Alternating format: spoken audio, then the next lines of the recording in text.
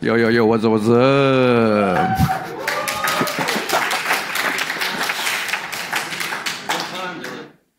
Say what?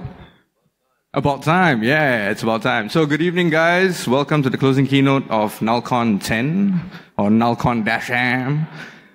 Thanks so much to the organizers for having me here. As pointed out, I don't usually speak, not even at Hack in the Box. So they managed to convince me to come all the way over here. So thanks so much to them for inviting me and for pretty much tolerating my story time. So essentially when Antrix asked me to come and keynote, I said, dude, are you serious or what? I mean, like, what do you want me to talk about, right? And he said, nah, man, just come and talk about anything you want. And I'm like, anything I want? Okay, fine. So let's pull up a chair, man. Pull up a chair. It's going to be fun story times with Dhillon. And essentially, so what is this talk about, right? Like, I was thinking, well, I could talk about AI stuff, which is what I like to talk about, but I'm not really an expert in AI, so perhaps not that. But I've been around in the security industry for quite a long time, like probably about 20 years. Kind of shows my age. And so this talk is literally about the changes that we've seen in the security industry, observations from an old hacker, some predictions on where things are headed, and I guess most importantly is all of us, right, the community. What role are we going to play in this scene, or in this industry that we live in? And above all else, I just hope this talk will be interesting and entertaining. I've got like half an hour to fill, I guess, so let's see. Obligatory slide, background information about me in case you guys don't know. I'm the founder and CEO of Hack in the Box. You can follow me on Twitter if you like. I occasionally tweet some interesting stuff. Most of the time I just retweet Hack in the Box stuff. I used to write code many years ago. Now I write emails. That's my day. I also used to have a job. Believe it or not. I used to work in a telco. I've started up multiple different companies. My most recent startup is called Tumpang. It's actually a ride-sharing startup based out of Australia. We ride-share bicycles, basically. I'm an AI ML enthusiast, I would say. I'm not an expert. I try and read up on papers and experiment with stuff. I built like a cat detector. It's called Katamai. You can go and check it out. If you Google it, I'm not sure if the server is still running, but you can check it out. Most of the time I live in Malaysia, although I travel quite a lot. So sometimes I'm in Malaysia. When I'm there, I'm with my two crazy cats called Null and Void, who are on Instagram, and they actually have way more followers than I do. So if you are interested in cats and you like cats, follow them on Instagram. They're crazy dudes. They like tear all my stuff up all the time. So a little bit of history about Hack in the Box and how I came to actually be doing this thing for the last, I don't know, 20 years or something like that.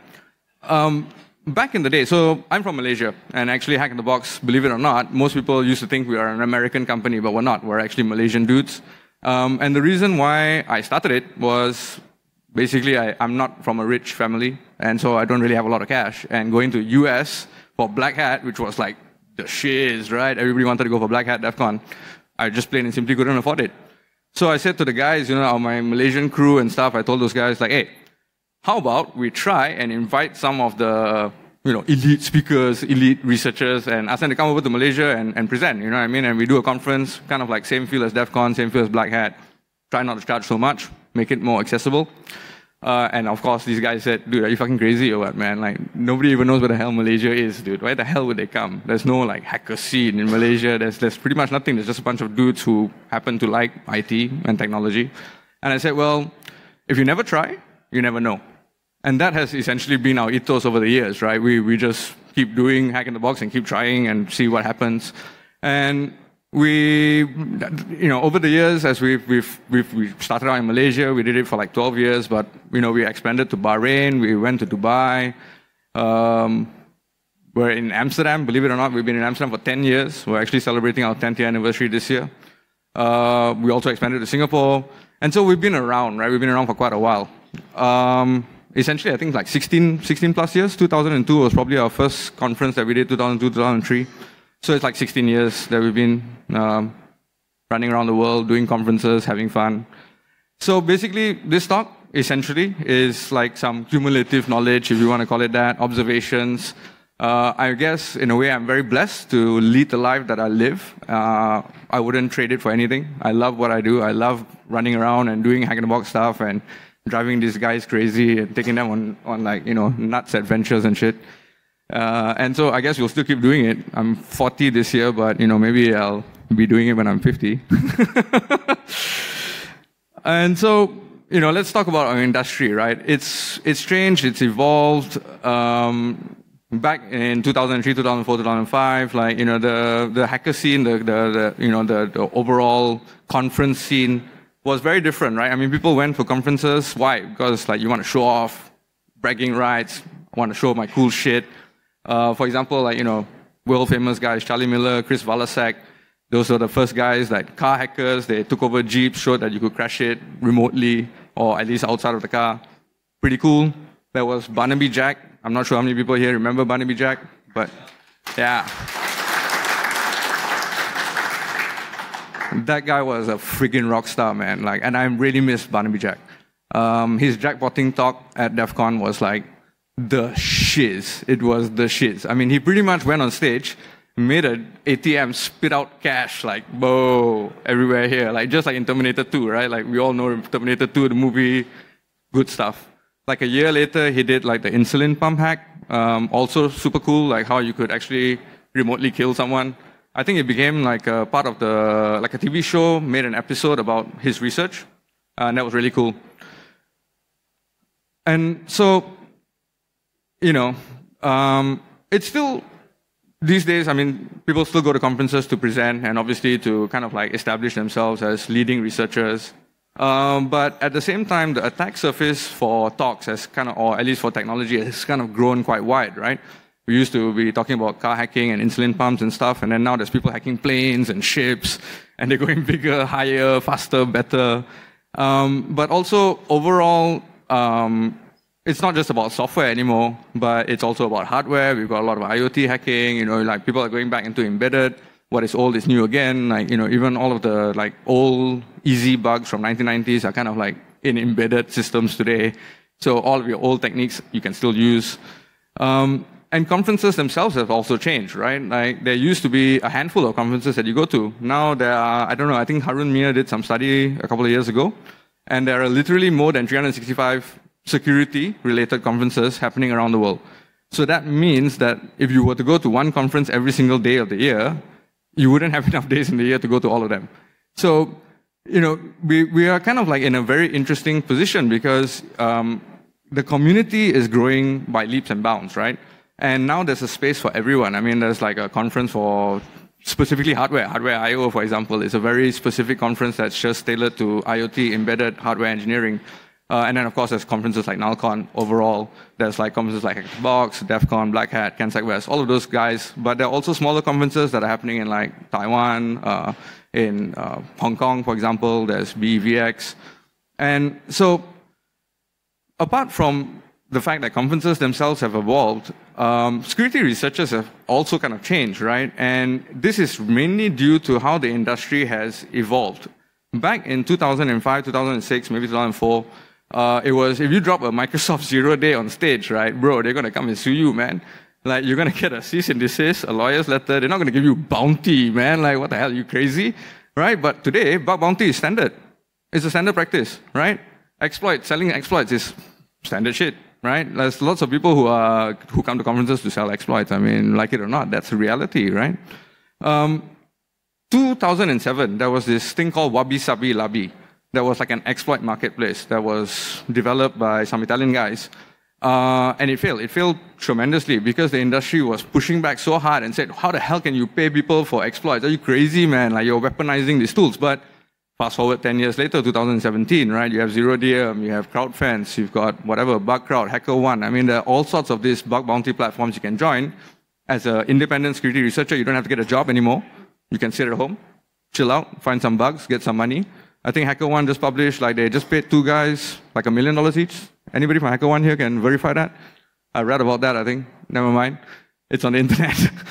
But my point is that, as a security researcher, like, you go to conferences now, not so much to present and, yeah, look at how cool I am, but you actually go for the networking because the business opportunities are happening in the hallway track, man. They're not happening in the actual track, right? They're not in the conference track anyhow. They're happening outside.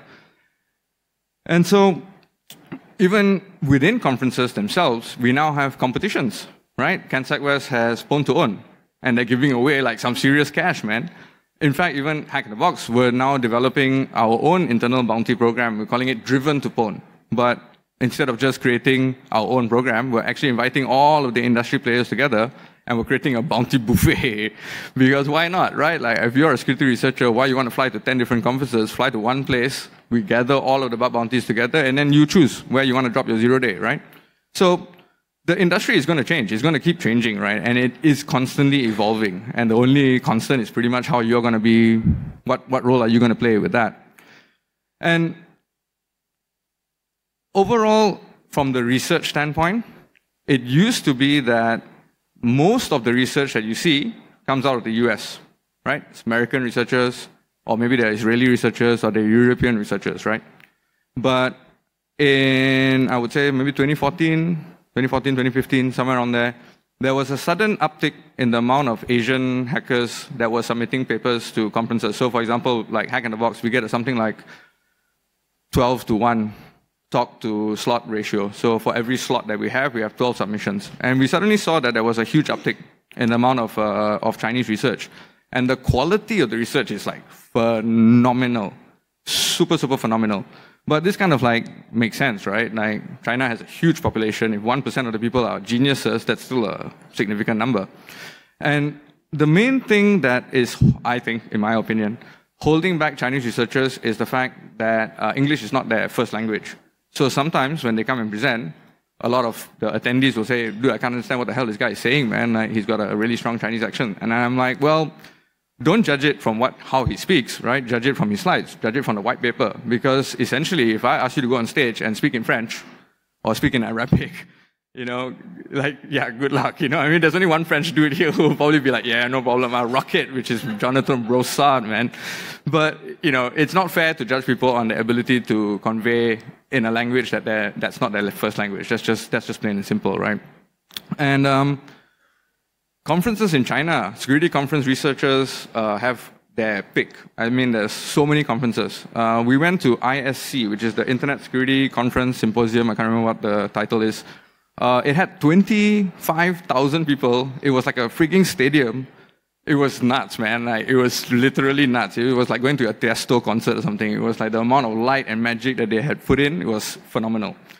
And because we see so many papers from Chinese researchers and we see this uptick, we decided, hey, we should bring Hack in the Box and go to China, right? I mean, it makes sense, right? Not fair, always ask them to come out. Why don't we go there? And so we did. And we went to Beijing last year. It took a hell of a lot of effort and a hell of a lot of work, but thankfully, fingers crossed, everything went well. And we had like some insane number of people actually tune into our live stream. So for example, we normally live stream our talks, at least our ComSec track or our community track. On average, we'll get, I don't know, concurrent view, maybe 2,000 people, and we'll be like, wow, 2,000 people are watching our track, man. We are the shiz. We went to China, 270,000 people concurrently watched the stream. So we were like, whoa. And so it's really interesting to see how how things change, and it's going to surprise you in ways that you couldn't imagine, But India is obviously not to be outdone, right? We've got a bunch of like super rock stars or Bollywood stars in India.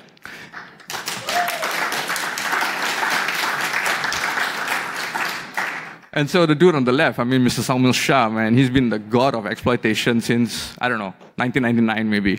Even way before anything, he was the guy who was always doing exploit lab. And now he's hacking ARM. And then we have Anto Joseph. Is Anto in the room? That guy is a friggin' rock star, man. Like, he looks like a rock star as well. And, I mean, he's doing lots of cool stuff in AI, and much respect to him. He even runs the AI village in DEF CON. We're trying to get him over to come to Amsterdam and like help me out because I'm supposed to run the AI village in Amsterdam. But we also have Ravi. I mean, that guy is GSM hacker #1, man. He's like broken all sorts of GSM protocols, LTE, mobile. He's the man. I expect he'll be breaking 10G when it comes out. Trust Ravi to be the guy who find an exploit in it. We've got Rahul Sasi. Is Rahul here? Not here. Never mind. Rahul, Sasi, and the CloudSec team have done really, really good work.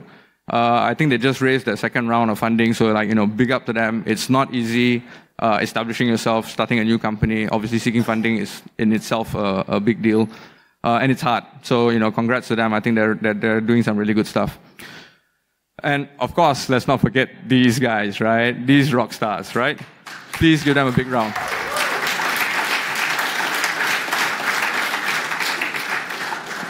I mean, without Antriksh, Murtuja, and Asim, the founders of nullcon, essentially I wouldn't be standing here. None of you guys would be sitting here. So if you haven't said thanks to them or haven't bought them a beer, now's as good a time as any to do it, man. 10 years, these guys, they rock. Big up to them. They're also the guys who started Hardware I/O, and now Hardware I/O is like the de facto go-to conference for hardware hacking. I mean, it is. That's just a fact. You know what I mean? It's not debatable. Hardware I/O is the place. And of course, they're doing great work with IoT. I mean, Asim Jaka is doing some fantastic stuff with IoT. In fact, they're planning to run an IoT village in Amsterdam at Hack in the Box. So come and check that stuff out. It's going to be fantastic. And so, if all of the researchers from the past have been kind of like focusing on various big hacks and stuff, where do I think the research is going to be focused on, say, over the next 2 or 3 years?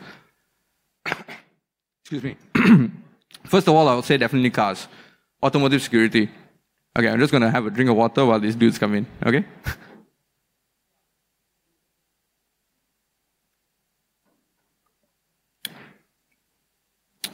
All right. So, why cars? I'm guessing most of us here drive, right? No? Yes? Probably. Yeah, okay. So, we all have cars. Pretty much cars are now nothing more than computers on wheels. Look at BMW, for example, right? It's essentially fully automated, fully computerized. If something in the ECU is screwed up, you can't even start the damn car. There's no more key. Everything push start, right? It's going to probably be, maybe it's going to be biometric in the future. I don't know, right? We also have the whole self-driving car thing that's going to just around the corner, right? And self-driving cars in themselves are going to bring a huge, huge, huge set of problems. Number one, there's obviously all the technology that's being put on top of these cars, right? They're all systems and they're all like AI, they're all black box, which means nobody really knows how the hell it works. You put some data inside, some magic happens, and then voila, you have some stuff that happens on the other side, right? And of course, yes, the moral, ethical dilemma as well. I mean, there's this whole discussion of like, let's just say a self-driving car is driving down the road. There's an old lady and a young baby. The car won't be able to stop in time. Who does the car hit? Or who's going to get killed, right? I don't know.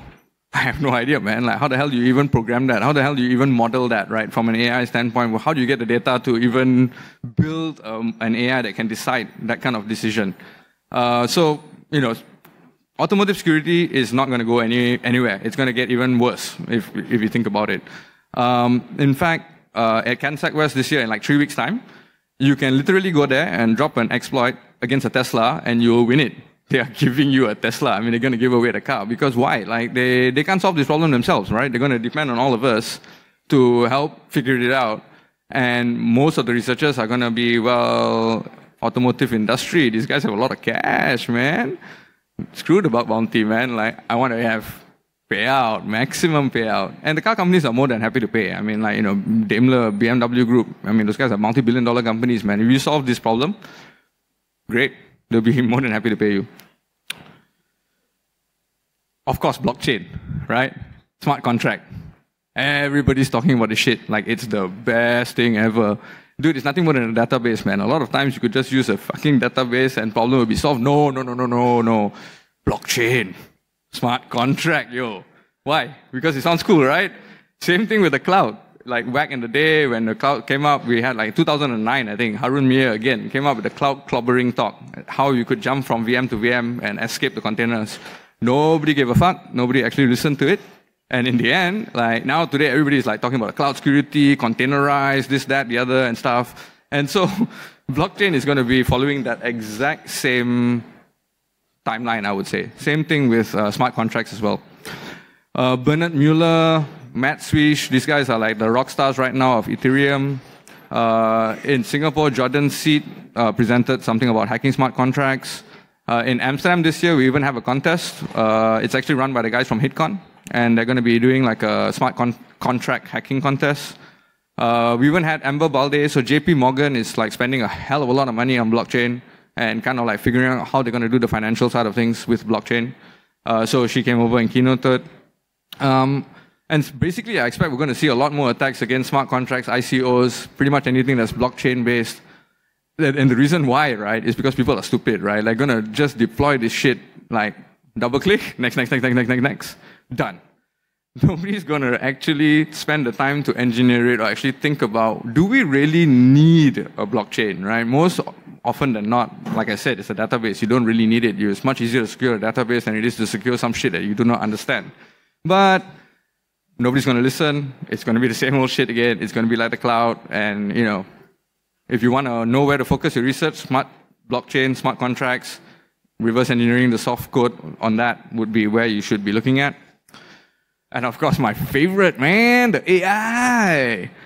AI is, well, you know, everybody says AI is going to put us all out of work and stuff. Like, that's bullshit, man. AI is nothing more than math, right? If you're afraid of math, there's something wrong with you, dude. Like, I mean, seriously, it's just gradient descent. That's it. Mathematics, nothing else.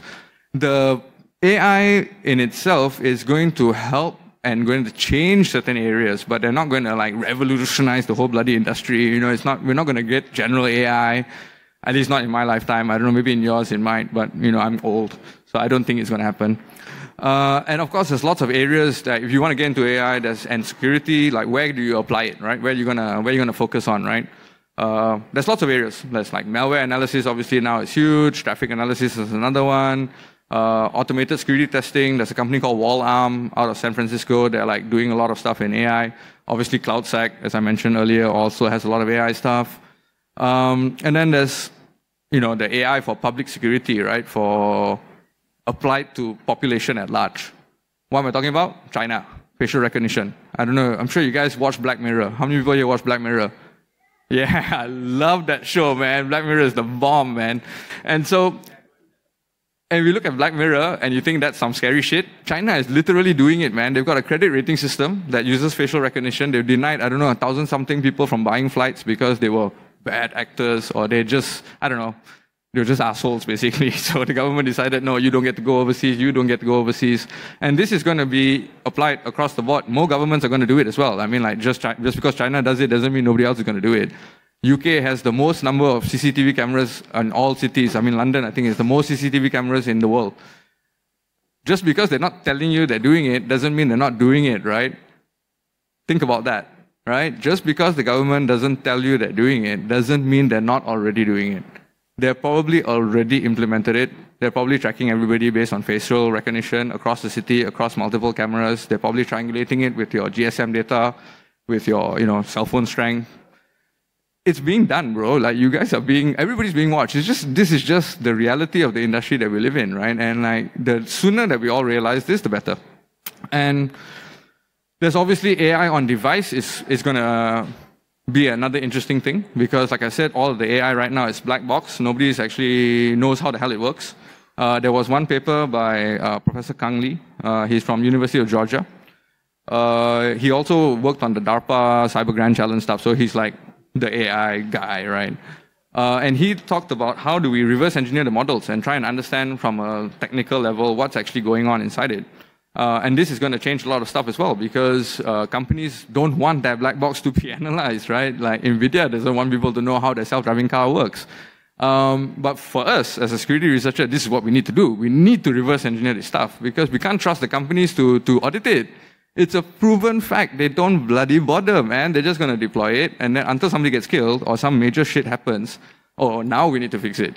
So it's our job as security researchers to keep everybody on their toes, right? To keep the check and balance in place. That's what we're here for. That's why we are hackers. We push the envelope. We don't take things for granted and say, oh, just because it says on the box secure, that it's secure. We test.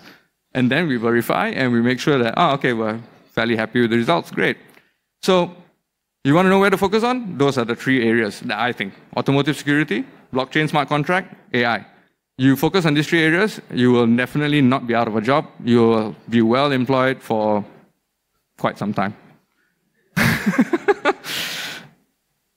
And so, if essentially everything changes, people, technology, culture, one thing though that I think really hasn't changed is that essentially security is not a technology problem.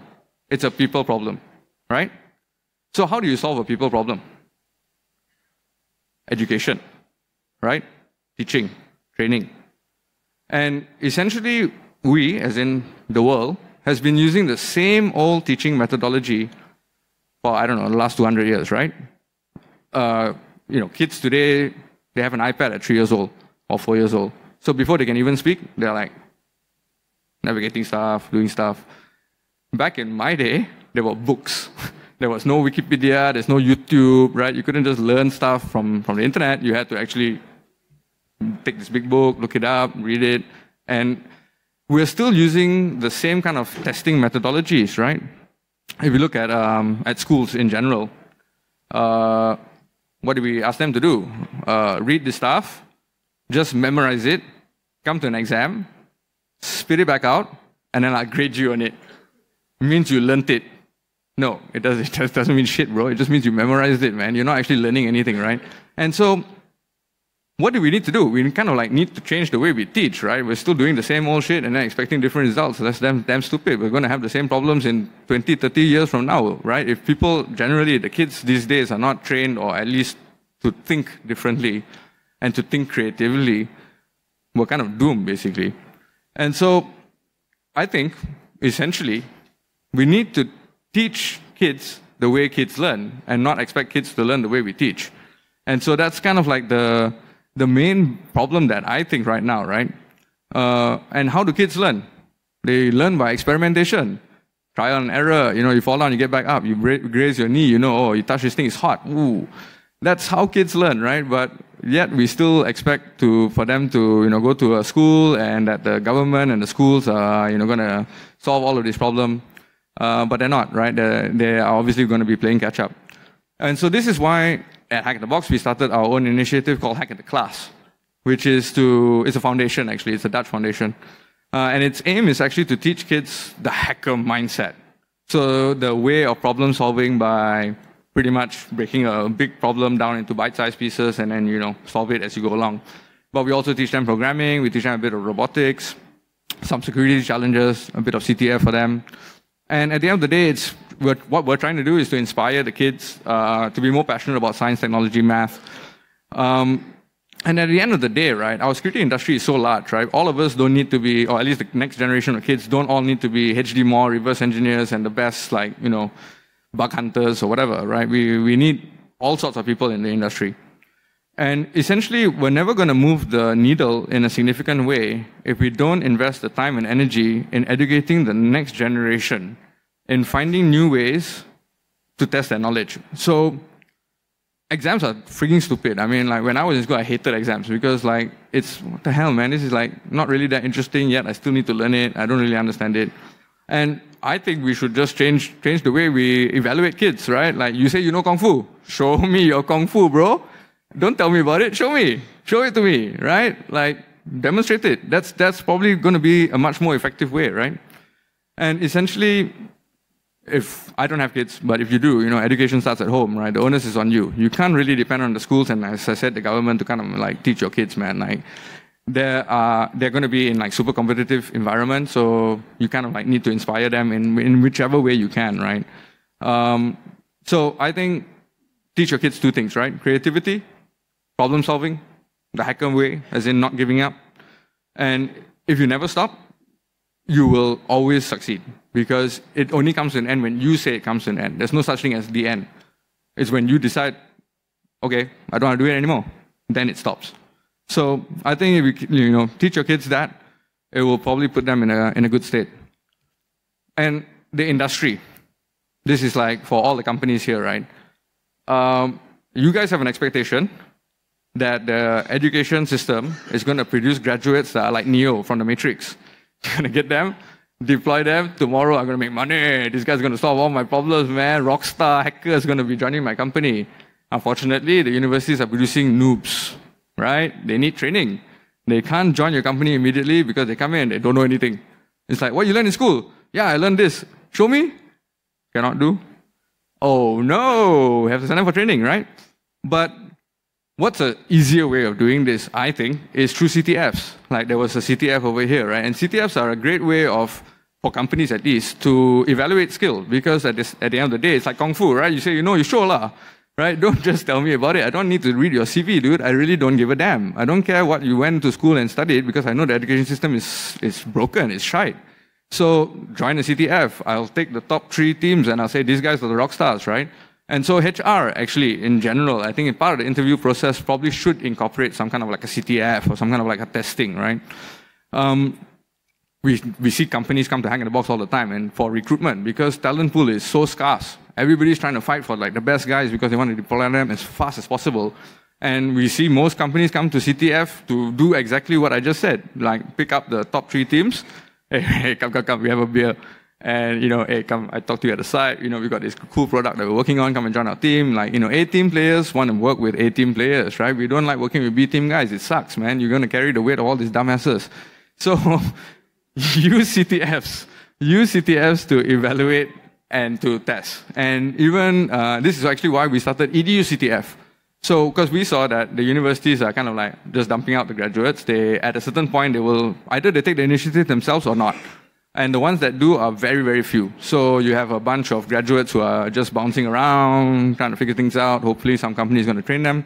And so we say, okay, let's do EDU CTF, okay? So we create like kind of like a bridge where we go to the high schools, we go to the university, we have hack in the class. That's for like the younger kids. But what about like 16, 17, 18, or whatever, 17, 18, 19, colleges, universities, and kind of like evaluate the students, kind of enable the companies in a way, or at least industry as a whole, to earmark, okay, so these students have a lot of potential. We need to create opportunities so that they don't go astray, or at least they're not lost in the system. So we created EDU CTF for that. That way then we can measure. Like you go to the school, you go and do a simple Japanese-style EDU CTF, you top 2, top 3, we bring you, you now compete in professional CTF against, rock star guys that have flown in for a prize pool.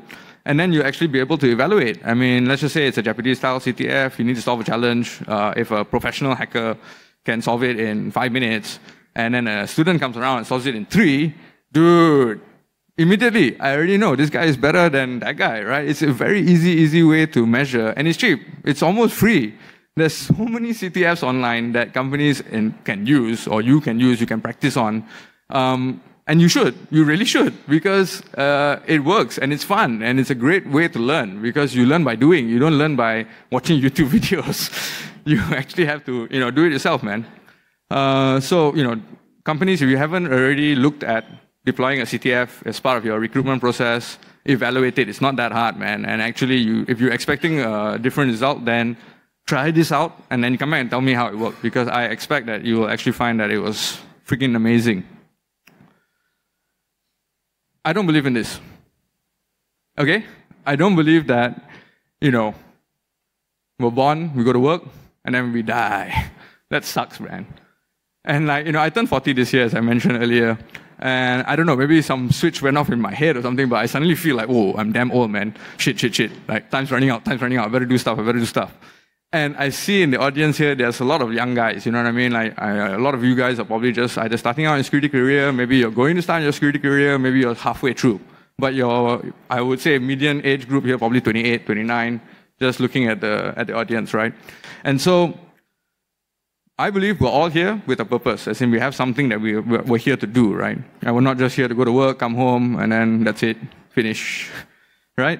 And so, I guess, if there was 3 or 4 things that I would have told myself, like my younger self, or when I was around your age, 25, 26, 27, when I thought I was the shiz, man, I know everything, bro. This would be like essentially the 4 things that I would have told myself. It doesn't work. I told myself nothing. Let me try. The internet, I think, is down. Okay. Cool. Fuck it. I'll give you these first 3 things first. Number 1, learn more, right? Learn everything you can, man. Like whatever the hell it is that you care about. You want to learn how to cook? Learn it. You want to learn how to paint? Learn it. You want to learn Python? Learn Python. But learn. Never, ever stop learning, right? Just keep learning. Keep learning every damn thing that you can, right? Well, I'm constantly learning. I mean, every single day I learn something new. So, don't ever stop learning. Teach more. Share your knowledge. Share what you guys know. You might say, I don't know anything. That's bullshit, bro. You definitely know something. And teach. Because the best way to learn is by teaching. If you try and teach somebody something, you will actually learn as you're teaching them. So teach more, right? And, how to teach. You could go to conferences. You can present. Come up on stage here. Share some ideas. And you're like, oh, I'm scared. I'm scared, man. I don't want to go on stage, man. Okay, that's fine. Join a hackerspace. Don't have a hackerspace? Make a hackerspace. Oh, too much work. Okay, forget, man. Go to school. Any of the schools that's in your neighborhood, volunteer your time. Teach a class. Tell them, hey, teach you how to, I don't know, install some software. I still don't want to do that, man. I have to leave my house and shit, I just like staying at home. Okay, fine. No problem. Write an article. Write a blog post, how to install TensorFlow. I don't know, whatever, man. Just write. Just output some content.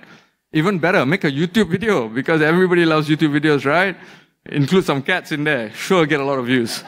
Right? Make a video. Just make some content. Put some papers out there. Just keep sharing what you know, right? And above all else, you have to love what you do. And you have to be proud of what you produce. And if you do it with love, it will show. Look at nullcon. It wouldn't be half the conference it is if the volunteers and crew didn't love the conference and love what they're here to do. And it shows. It really shows, because they love it. It's fantastic.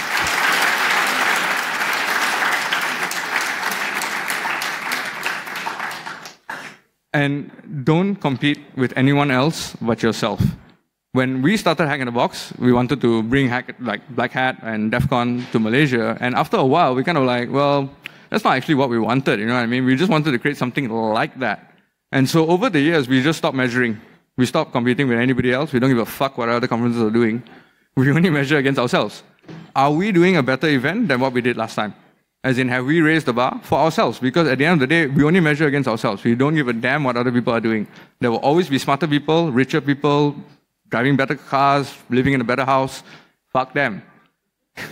Literally, fuck them, man. Focus on yourself, right? Focus on yourself. Always compete with yourself, because that's really all that matters, right? And don't ever give up. Like, when somebody tells me, hey, that one cannot be done, man, I'm like, fucker, hold my beer. Do not let anybody tell you that things cannot be done. It cannot be done because they are unwilling to do it.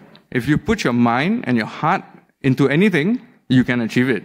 And like I said, nothing ever comes to an end until you say it comes to an end. There's no ending. Everything just continues. There's no start, there's no end. It's just a continuous cycle. And so if you focus on these 3 things and you do everything that with conscious effort and with love, you will get there. And that's pretty much it, man. Thank you guys for listening.